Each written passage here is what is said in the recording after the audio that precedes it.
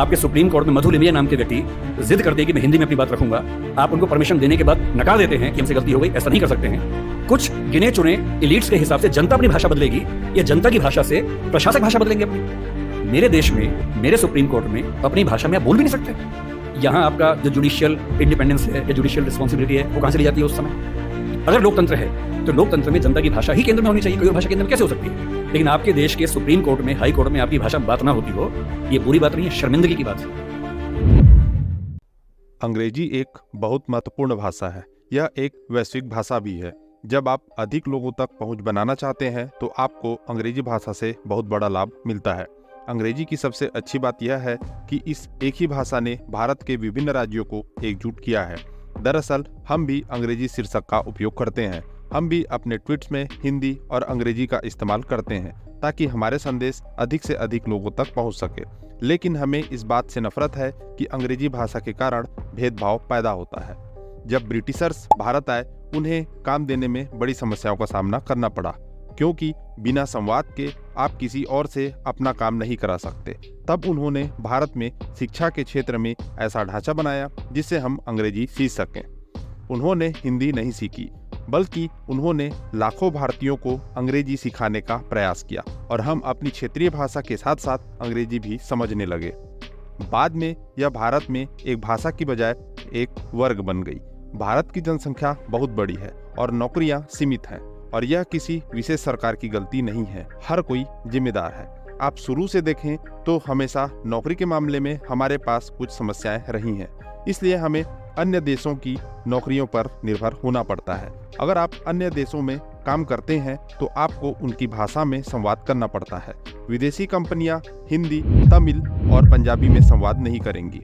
हमारी क्षेत्रीय भाषा के अलावा अगर हम किसी भाषा के करीब हैं तो वह अंग्रेजी ही है। इसी वजह से हमने बाहरी देशों को सॉफ्टवेयर सपोर्ट, टेक सपोर्ट और बीपीओ सपोर्ट दिया है, और यही कारण है कि जो लोग अंग्रेजी अच्छी बोलते हैं उन्होंने अधिक अंग्रेजी बोलने वाले लोगों का विकास किया। अंग्रेजी में कोडिंग करना आसान होता है, चाहे विदेशी क्लाइंट की आवश्यकताओं को पूरा करना हो या कॉल सेंटर के माध्यम से टेक सपोर्ट प्रदान करना। सारी चीजों में अंग्रेजी बाजी मार ले जाती है। धीरे धीरे सभी ने समझ लिया कि अगर उन्हें नौकरी चाहिए तो उन्हें अंग्रेजी बोलनी आनी चाहिए, और यहीं पर भेदभाव और डिस्क्रिमिनेशन की शुरुआत होती है। अगर कोई अंग्रेजी नहीं बोलता तो लोगों ने इसे खराब कम्युनिकेशन के रूप में देखना शुरू कर दिया। एक टेक्निकल जॉब जहां अंग्रेजी बोलने की आवश्यकता नहीं होती, उसमें भी हिंदी बोलने वाले उम्मीदवार को रिजेक्ट कर दिया जाता है और अंग्रेजी बोलने वाले को प्राथमिकता दी जाती है। अगर हम मूल भाषा की बात करें तो अंग्रेजी सबसे अधिक बोले जाने वाली भाषा नहीं है। पहली चीनी, दूसरी स्पेनिश, तीसरी अंग्रेजी और चौथी हिंदी है। अगर आप अंग्रेजी बोलना नहीं जानते तो इसका सीधा मतलब है कि आप किसी और भाषा को जानते होंगे। हमारे माननीय प्रधानमंत्री ने संयुक्त राष्ट्र महासभा में हिंदी में भाषण दिया। विश्व के नेताओं ने अपने भाषाओं में भाषण दिया। उदाहरण के लिए राहुल को लेते हैं। वह कुछ समय के लिए फ्रांस में था और वहाँ सब कुछ फ्रेंच में लिखा हुआ था।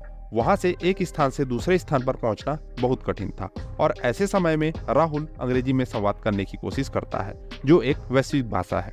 वहाँ हर कोई अंग्रेजी जानता है, या कम से कम इतना जानता है कि हम एक मानचित्र की ओर इशारा करें तो वे आसानी से समझ जाएं। फिर भी कोई राहुल की मदद नहीं कर रहा था। वहाँ रह रहे भारतीयों ने राहुल को सुझाव दिया कि अगर आप कुछ पूछना चाहते हैं तो उस वाक्य में क्यू टू कोनिस लैंग्लिश जोड़ें।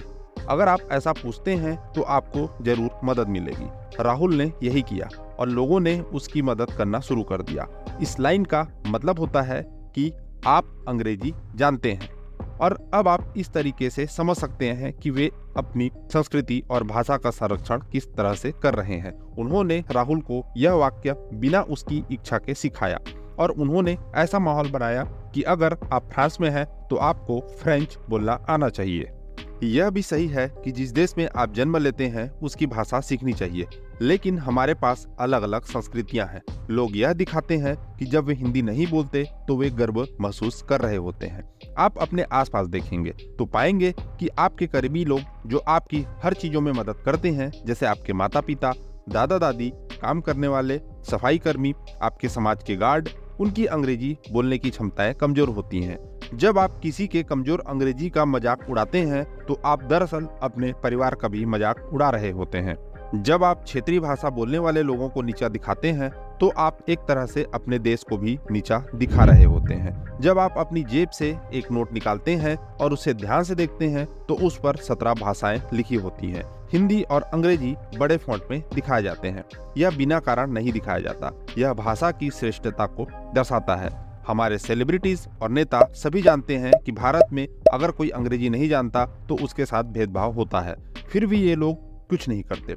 ये केवल अपने भाषणों में हिंदी का उपयोग करते हैं ताकि नफरत फैल सके और अपने बच्चों को अंग्रेजी में पढ़ाई के लिए बाहर भेज देते हैं। ऐसी व्यवस्था होनी चाहिए कि जिस क्षेत्र से ये नेता चुनाव जीतते हैं वहाँ के सरकारी स्कूल में इनके बच्चों को पढ़ाई करना अनिवार्य करना चाहिए, क्योंकि जब उनके बच्चे विदेश से पढ़ाई करके लौटते हैं तो ये लोग सबसे अधिक भेदभाव करते हैं। अगर किसी तरह आप इन लोगों की तरह कुछ शब्द सीख लेते हैं तो ये लोग खुद ही शब्द बदल देते हैं, क्योंकि यहाँ एक सामान्य व्यक्ति यही कह रहा है, फिर हमारी विदेश में पढ़ाई का क्या उपयोग है। इसलिए ये लोग अलग अलग शब्द लेकर आते हैं। ये हमेशा वर्ग विभाजन बनाए रखते हैं। इस कारण कुछ बच्चे अपने माता पिता से दोस्तों को मिलवाने में भी संकोच करते हैं, क्योंकि उनकी अंग्रेजी कमजोर होती है। खराब अंग्रेजी से हमारे दोस्तों को पता लग जाएगा कि हमारा परिवार बहुत निम्न स्तर का है। इसमें माता पिता भी शामिल होते हैं। वे गर्व महसूस करते हैं कि उनके बच्चे के स्कूलों में हिंदी बोलने पर जुर्माना है। भारत दुनिया का एकमात्र ऐसा देश है जहां लोग इस बात पर गर्व करते हैं और अपने रिश्तेदारों को बताते हैं कि हमारे बच्चे के स्कूल में हिंदी बोलने पर जुर्माना है। जब मोर पंख उठाकर नाचता है तो वास्तविक में वह नंगा हो रहा होता है। यही हालत हमारी है। हम अपनी असली पहचान को छुपाकर दूसरों को खुश करने की कोशिश करते हैं। जिस देश में कॉल सेंटर पर आपको प्रेस 2 फॉर हिंदी सुनाई देता है, वहां आपको लोगों की अंग्रेजी के प्रति सोच समझ में आ जाएगी। दुनिया के महान लेखक जैसे पाब्लो नेरूडा और जोसेफ कोनराड अपनी मातृभाषा में लिखते हैं। हमारे पास भी इतनी सारी क्षेत्रीय भाषाएं हैं, फिर भी हम अपनी भाषाओं में लिखने से कतराते हैं। यहाँ तक कि हम अंग्रेजी बोलते हुए भी डरते हैं, क्योंकि अगर कुछ गलत बोल दिया तो लोग क्या कहेंगे, हमारी इज्जत पर आंच आ जाएगी। हिंदी ना आने पर कुछ लोगों को गर्व महसूस होता है, लेकिन अंग्रेजी ना बोल पाने पर हम शर्मिंदा होते हैं। नेटफ्लिक्स की कोई अंग्रेजी फिल्म ठीक से समझ ना आए तो हम सबटाइटल्स ऑन करने से भी हिचकिचाते हैं, क्योंकि लोग क्या सोचेंगे। सच तो यह है कि इस देश में सिर्फ 10% लोग ही सही अंग्रेजी बोल पाते हैं और बाकी 90% लोग रोज किसी न किसी तरह से अपनी इज्जत बचा रहे हैं ताकि उनकी अंग्रेजी का मजाक ना बने। 4 लाइन अंग्रेजी बोलने पर हम खुद को बचा लेते हैं, और अगर कोई अंग्रेजी में you know what you know कह देता है तो हम भी थोड़ा दिखावा करते हुए कहते हैं कि हमें भी थोड़ी अंग्रेजी आती है। पर असलियत यह है कि 90% लोग हिंदी में सोचते हैं, हिंदी में सपने देखते हैं और अपने परिवार से हिंदी में ही बात करते हैं। हम हिंदी सिनेमा देखते हैं, हिंदी गाने सुनते हैं, लेकिन जब बात खुद को दूसरों के सामने पेश करने की आती है तो अपनी पहचान छिपाकर हम कुछ और बनने की कोशिश करते हैं। अब जब हम अपने ही देश में हिंदी बोलने से पहले सॉरी कहने लगे हैं तो कहीं ना कहीं कुछ तो गलत है।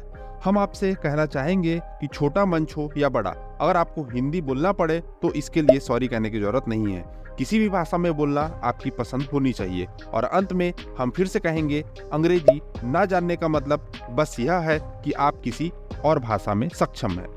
धन्यवाद।